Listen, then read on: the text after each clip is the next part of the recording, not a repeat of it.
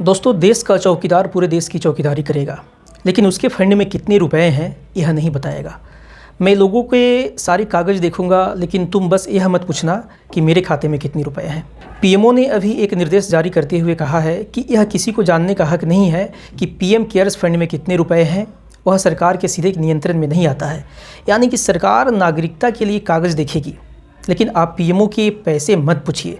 सरकार फिर से निवास प्रमाण पत्र, मृत्यु प्रमाण पत्र, जाति प्रमाण पत्र, जन्म प्रमाण पत्र मांगेगी, लेकिन आप सरकार से या सरकार के मुखिया से हिम्मत मत कीजिए पूछने की कि पीएम केयर्स फंड में कितने रुपए पड़े हैं।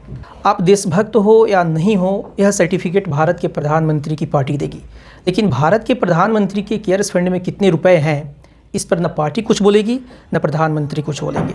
यह लोगों को धार्मिक होने की सीख देंगे, सर्टिफिकेट देंगे, लेकिन इनके खाते में कितने रुपए हैं इसकी यह जानकारी नहीं देंगे। सवाल पूछने वाला देशद्रोही हो सकता है, लेकिन सवाल न देने वाला देश का सबसे बड़ा चौकीदार हो सकता है। चौकीदार पूरे देश की चौकीदारी करेगा, लेकिन यह नहीं बताएगा कि उसके खाते में कितने रुपए हैं।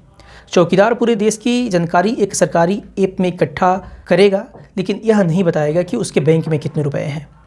कुल मिलाकर न जाने कितने सवाल हैं जो मेरे अभी मन में उठ रहे हैं, लेकिन पहली बार मुझे लग रहा है कि आरटीआई सूचना का अधिकार था और अब सूचना का अधिकार नहीं रहा, क्योंकि अब तो आरटीआई भी काम नहीं कर सकती। पीएमओ अब यह खुद निर्धारित करेगी कि उसे क्या जानकारी देनी है और क्या जानकारी नहीं देनी।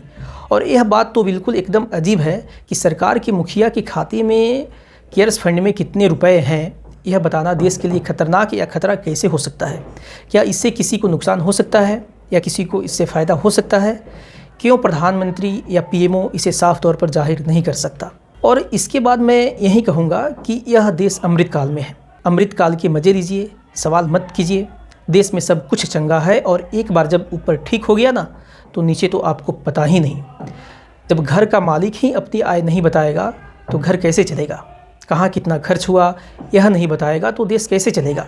किस तरीके से कहाँ कितने रुपए खर्च होंगे अगर यह नहीं बताएगा तो देश कैसे चलेगा?